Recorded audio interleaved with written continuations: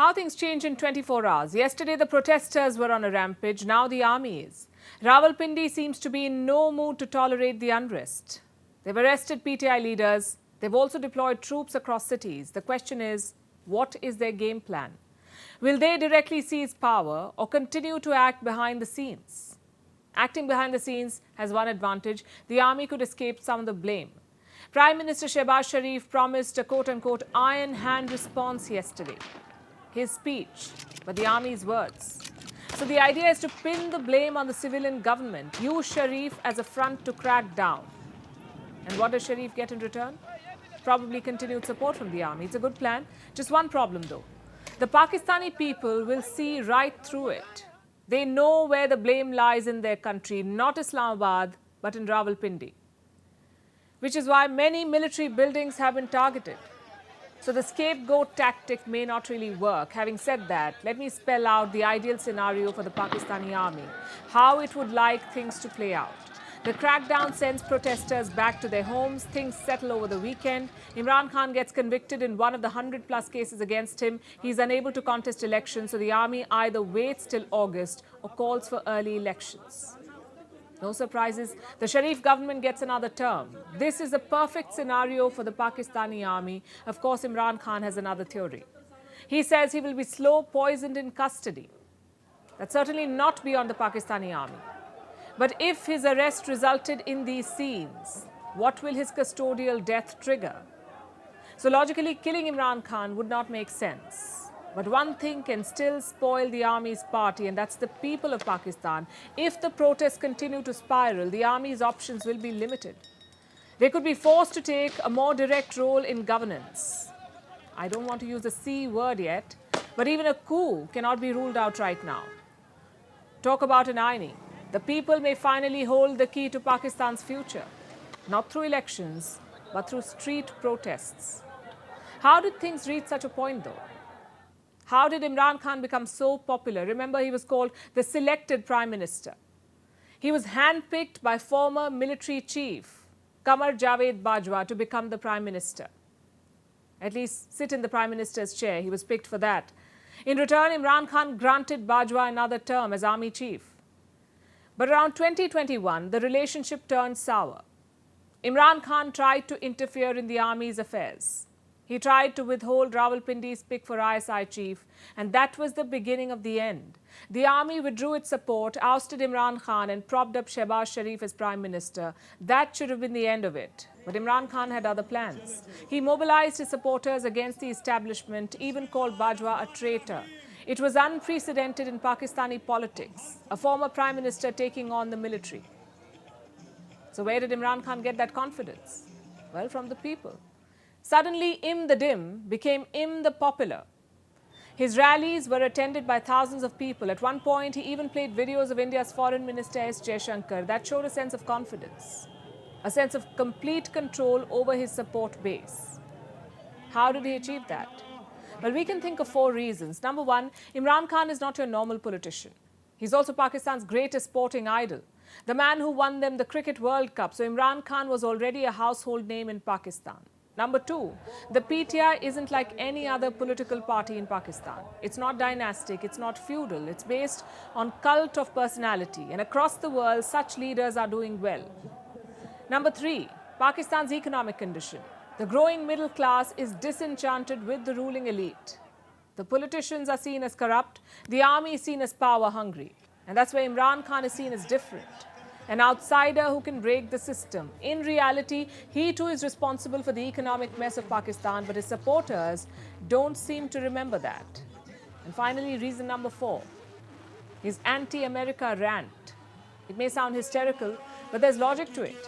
For decades, the army has cultivated anti-Americanism into Pakistani minds. There is inherent distrust of the US. Imran Khan simply tapped into that. He's undoubtedly the most popular politician in the country as of today, and the army knows this. Just look at what happened in Punjab and Khyber Pakhtunkhwa. Both provinces were ruled by Imran Khan's party. But earlier this year, both assemblies were dissolved. Why? Because Imran Khan wanted snap polls. He wanted to demonstrate his party's popularity.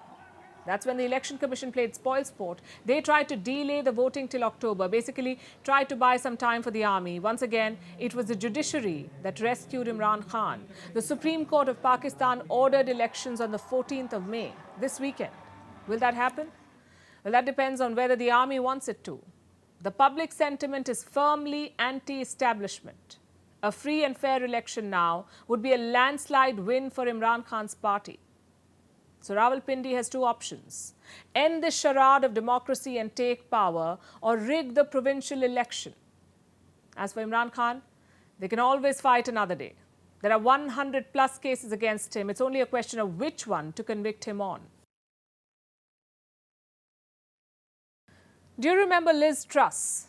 I won't blame you if you don't. She was Prime Minister of Britain for all of 45 days. Her policies were disastrous. They plunged the British pound to an all-time low. You don't recover from that sort of thing. But Liz Truss still has hope. She's trying to make a comeback ahead of next year's election. Her strategy? Taiwan. Truss has announced that she will visit the island next week. What for? To show solidarity, she says. But let's be real. Liz Truss is not going to show solidarity. She's going to revive her political career. And what better way than a visit to Taiwan? A former Prime Minister bravely standing up against China. Normally, it would make for great headlines, but this time, even her own party is not amused. The chair of the Foreign Affairs Committee has criticized the plan. She's also a Tory, by the way. And she says the visit is the worst kind of Instagram diplomacy, and we agree. Taiwan isn't some campaigning ground for Western leaders. It's a self-ruled island of 23 million people. These leaders fly on private jets. They wine and dine with Taiwan's leaders, make some statements about democracy and freedoms, and then they fly out. It's the people of Taiwan who deal with the consequences. Do you remember Nancy Pelosi's visit? She was retiring as US Speaker last year. She wanted something to cement her legacy. So what did she do? She went to Taiwan. Pelosi's trip ended without any hiccups. But do you know what happened afterwards? China carried out 6 days of live fire drills. They were this close to war. Dozens of fighter jets buzzed near Taiwan's airspace. PLA warships sailed on the horizon. Imagine living in that situation under the constant threat of war. Nancy Pelosi did not feel any of that fear or concern. She was safely on a plane back home. Pelosi used Taiwan to create her legacy. Liz Truss wants to use Taiwan to relaunch her career.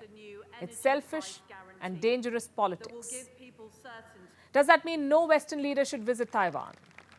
Of course not. But visits should have a genuine objective. It should be over and above material assistance. Right now, that's not the case. We keep hearing about new US military packages for Taiwan. Another one is about to be cleared. It's worth $500 million. But how many of these weapons have actually been delivered? The backlog is huge. Some reports say it's worth $19 billion. Just think about that. Weapons worth $19 billion are yet to be delivered. So put yourself in the shoes of Taiwan's leaders. What would you want? The weapons you were promised? Or another symbolic visit followed by Chinese war games? I think I know the answer. In this case, the war games may not even happen. Why is that? Because even China doesn't care about Liz Truss. Look at this report in the Global Times. It says, washed up political figure Liz Truss eyes political capital through Taiwan visit. As they say, even a dead clock is right twice a day. Here, the Global Times is right. My point is, the West should focus on actual assistance, whether it's weapons, financial aid, or political support. Such visits are nothing but distractions, and dangerous distractions at that. And this is not just about Taiwan. The West's Indo-Pacific policy has historically been like this: high on talk, low on action. Fiji's former Prime Minister summed it up best. He was speaking to US Secretary of State Antony Blinken last year. Listen to what he said. Fiji and our small state neighbors have felt at times, to borrow an American term, like a flyover country. Small dots spotted from plane windows of leaders en route to meetings where they spoke about us rather than with us. That's a damning but true assessment. But now things seem to be changing. Joe Biden is scheduled to visit Papua New Guinea on the 22nd of May. Reports say he will sign a defense and security pact. No secrets who the target is. It's China. The US will also double financial aid to $32 million. Out of this, $25 million is for climate action, which is all great. But the question is it too late? China has expanded its Pacific footprint in the last 2 decades. I have some numbers for you. From 2006 to 2017, China's aid to the Pacific was around $1.5 billion. The type of aid is also important. Most of it is in the form of big infrastructure projects like ports, roads, and airports. Chinese companies are also in the game. Their investments reached $958 million by 2017. Chances are it's now crossed $1 billion. Trade is growing. It was $153 million in 1992. It increased to $5.3 billion in 2021. And the US stood by as all of this happened, as China tried to displace the West in the Pacific. But last year, things changed. China tried to sign a security pact with 10 Pacific nations. The plan failed, but Washington woke up. Biden decided to host Pacific leaders at the White House. He also announced an $800 million financial package. Fun fact, the US Congress still hasn't cleared it. These delays have given China a foothold in the Pacific. But there's still hope. The rejection of China's security pact is evidence of that. The US must use this opportunity to push ahead. Let's see what Biden's Papua New Guinea visit can achieve on that front. This time, he's not flying over the country. He's actually making a stop. Now let's talk about what conflict and violence can lead to. Human suffering and displacement. We saw it in 2022. More than 71 million people were forced to leave their homes. That's the highest ever in 1 year. These are internally displaced people, refugees in their own countries. This year's global report on internal displacement is painting a rather bleak picture of the world, since we're reporting the highest number ever of internally displaced people globally. This is roughly double the number that we were recording 10 years ago, and it's a 20% increase on last year. 71 million people forced to leave their homes but not flee their countries. What explains this high number of internal refugees? The war in Ukraine and climate change. These were the 2 biggest factors. Much of the increase is caused, of course, by the war in Ukraine, but also by floods in Pakistan, by new and ongoing conflicts across the world, and by a number of sudden and slow onset disasters that we've seen from the Americas all the way to the Pacific. Climate change is hurting the whole world, but in 2022, the worst affected was Pakistan. It suffered a brutal monsoon last year. There were massive floods. They displaced about 8 million Pakistanis. Many returned home when the floods abated, but more than 1 million couldn't go back even by the end of the year, last year.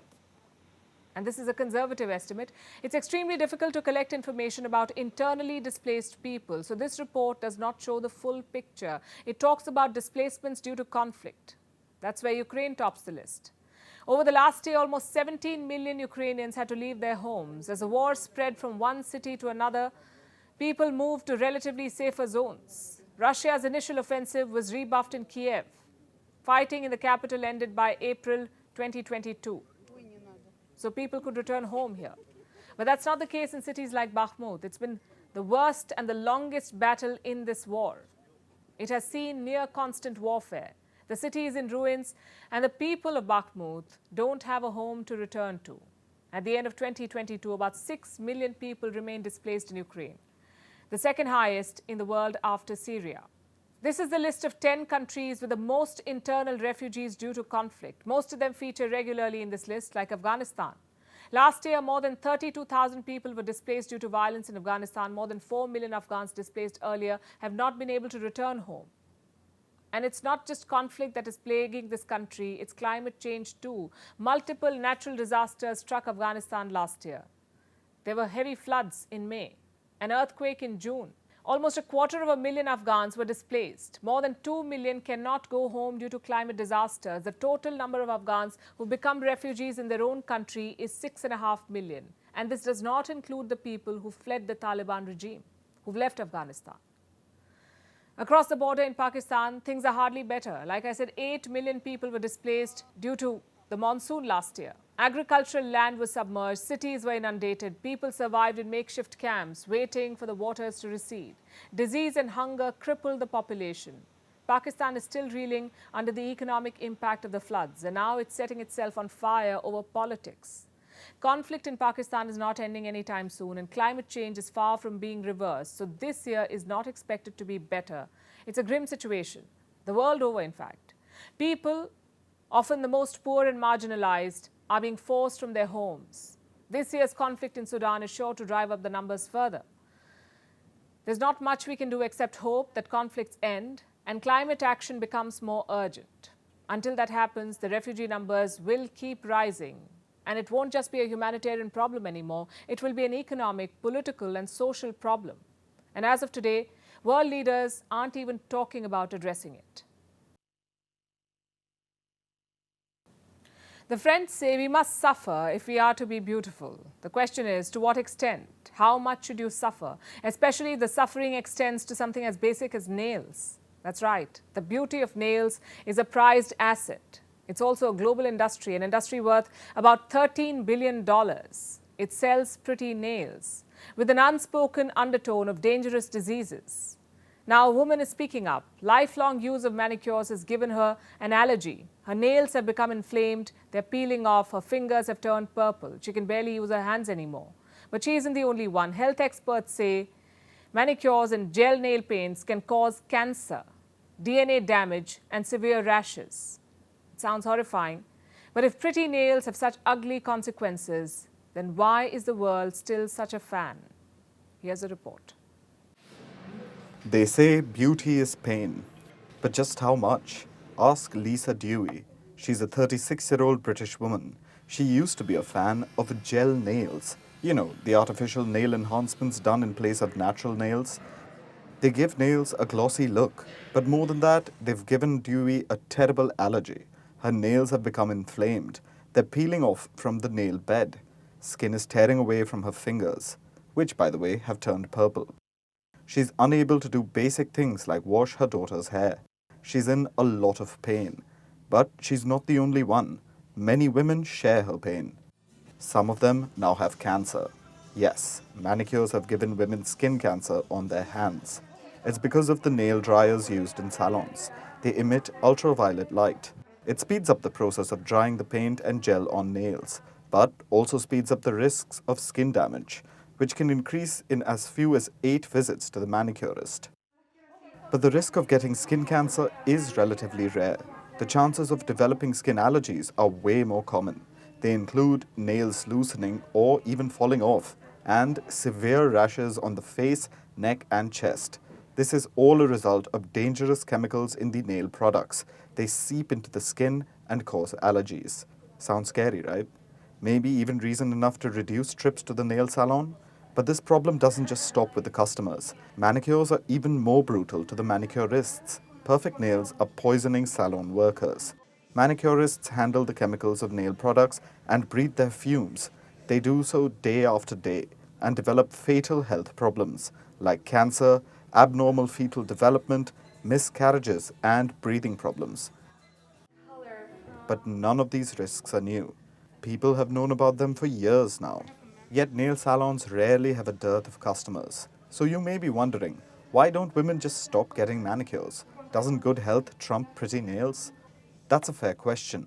But to ask that is to question the beauty industry as a whole, or even beauty itself. Because the risks aren't limited to glossy nails. Look at the everyday products we use. Soaps, lotions, deodorants, hair products. A number of them cause cancer. Some of them cause fertility issues.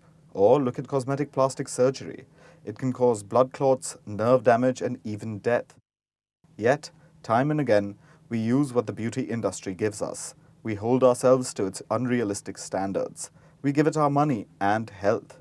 It tells us why we need to be insecure, then tells us how to get over it. It's no lie that we're trapped in a vicious spiral. Why spiral? Because while the trap may feel never-ending, we hold the power to put an end to it. Beauty may lie in the eyes of the beholder, but our health lies in our own hands.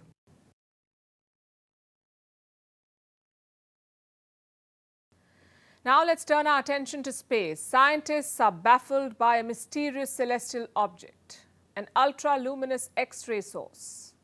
We'll tell you more about it. Also the fact that it is breaking the law of physics, that is, because it is really bright. To give you an idea, it is 10 million times as bright as the sun. Scientists say that something as bright as this should not even exist. It should have blown itself up into pieces. Then why is this mysterious object still existing? And why is it such a puzzle for science? Our next report tells you.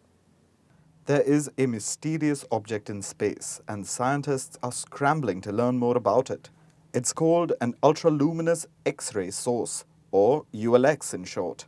It's 10 million times as bright as the sun. Yes, 10 million times.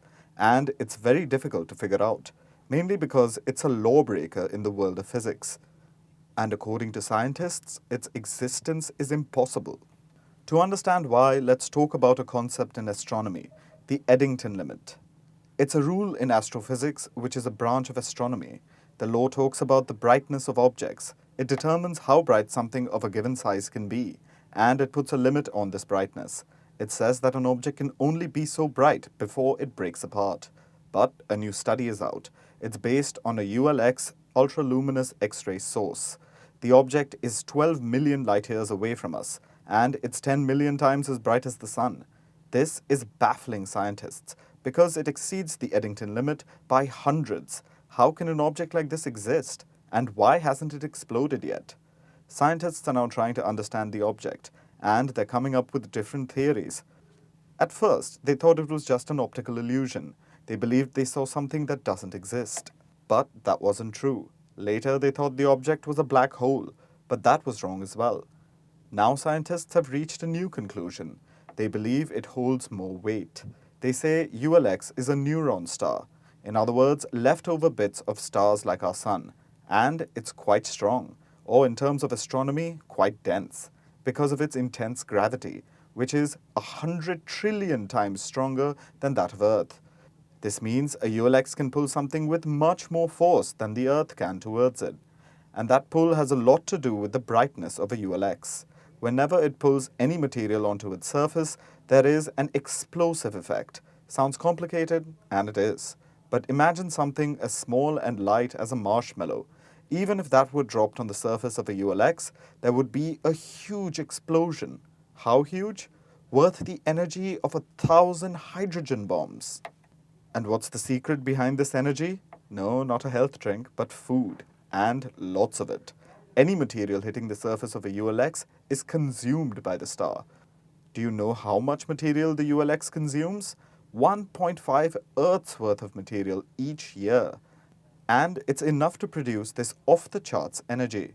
So you can see why ULX is a matter of great intrigue. It's an exotic cosmic object. But with an object like this, there are no quick answers. After all, scientists just can't pay the ULX a visit. They don't want to become its lunch. Instead, astronomers are keenly observing the skies, waiting for a chance to know more about the ULX. Because even a small change will make for a groundbreaking discovery. And now it's time for Vantage Shots, images that tell the story. Starting with Turkey, the country is gearing up for election. President Erdogan held a massive rally in Istanbul. Meanwhile, NASA has released images of solar flares. They are by far the most powerful explosions in the solar system. And Meta CEO Mark Zuckerberg is famous for many things. One of them is keeping his composure while being mercilessly grilled during Senate hearings. But this time he lost it. No, not during another hearing, but in a jiu-jitsu competition. A referee thought that Zuckerberg tapped out, so he declared the opponent the winner. But the billionaire wasn't having any of it. He protested, and how? We'll show you. And finally, what makes May the 11th significant? We're taking you back in history. On this day, India conducted 3 underground nuclear tests. This happened at the Pokhran range in the Indian state of Rajasthan. The year was 1998. The test was called Operation Shakti. Atal Bihari Vajpayee was the Prime Minister of India. 2 days later, another test was conducted. The world condemned the tests, but for India, it was a source of national pride and technological advancement. Over the years, India has proven to be a responsible nuclear power with a no first use policy. We leave you with that. Thanks for watching. See you tomorrow. Pokhran परमाणु परीक्षण के जरिए भारत ने न केवल अपने वैज्ञानिक सामर्थ्य को साबित किया, बल्कि भारत के वैश्विक कद को एक नई ऊंचाई भी दी थी। अटल जी के शब्दों में ही कहूं तो अपनी ध्येय यात्रा में हम कभी रुके नहीं हैं, किसी चुनौती के समक्ष कभी झुके नहीं हैं। Alıp gitme İstanbul. Dön de bir bak kiradın geldi. Ayağa kalk İstanbul. İşte İstanbul. Cumhurbaşkanımız Recep. Ayağa kalk İstanbul. İskanı Mustafa Leştici.